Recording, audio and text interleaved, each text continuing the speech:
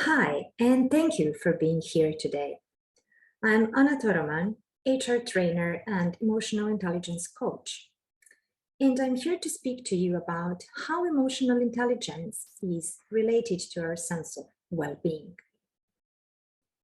What I do as a coach, I help people realize what they value most, what they strive for, so their life can have a deeper meaning. Which is why this is going to be about the importance of self awareness.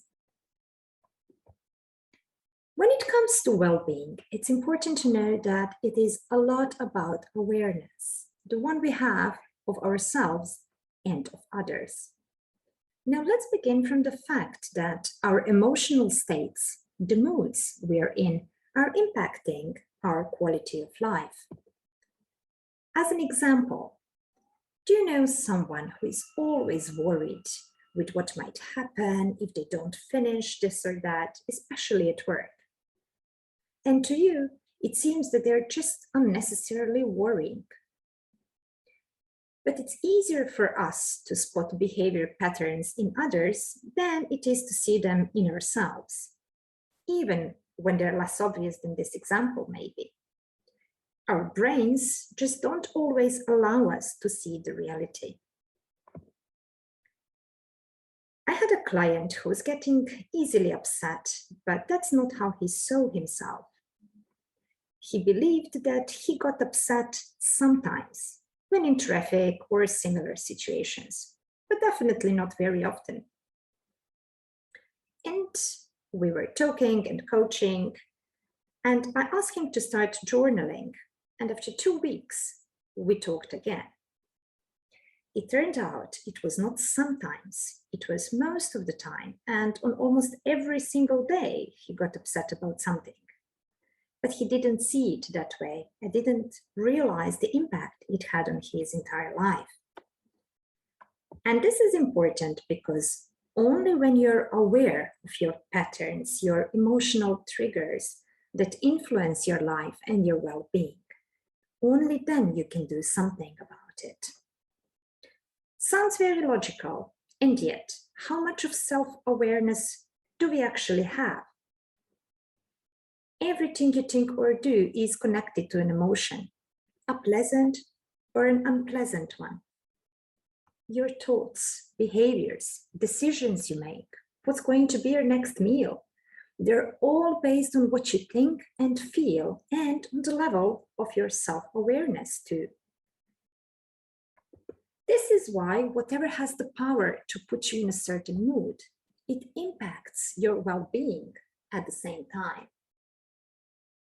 When you have high level of self-awareness, you realize how thoughts you have, the words you say, habits you have, how they all together impact the relationships with people and your well-being. If you still believe you have lots of self-awareness, I want you to try this. Think of the last time you were really excited. Can you describe your exact reaction when you're in that moment? And how accurately can you do it? By that I mean, can you name all of your emotions at that moment? Your facial expressions, your body language, words you use. What about when you're angry? Chances are not so many of us could do that accurately. Why? Because to be able to do that, we need to have high self-awareness. And this might come as a bit shocking to some, but the research data reveals that 95% of people believe they're self-aware, but the actual number is up to 15% only. That means, and I will quote, about 80% of people are constantly lying to themselves about themselves.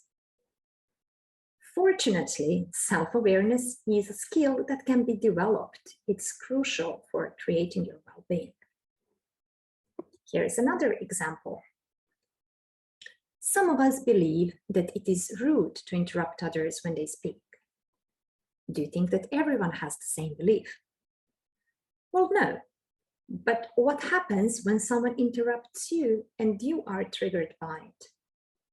What happens is emotional triggers like this can instantly put you out of your state of emotional well-being so that it's out of the window in just a few seconds. And depending on how you will react, well, maybe even your social well-being is out of the window too, if you decide perhaps to teach that someone a lesson.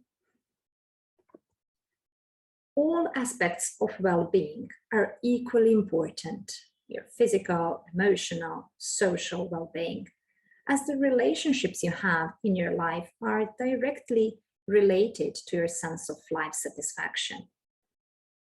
If you are aware of your triggers, beliefs, your strengths, your shortcomings, the role that they are playing in your relationships with people, only then you will be able to create your well-being and to consciously make decisions that can improve it. Well-being can be measured, and our emotional intelligence can be measured too. We can also learn to develop it. Finally, and perhaps most importantly, all of these strategies to increase well-being should not be there to help us fix something or to serve as a coping mechanism for stress.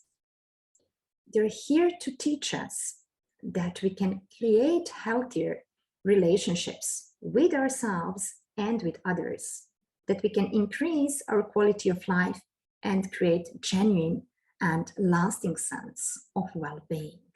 Thank you.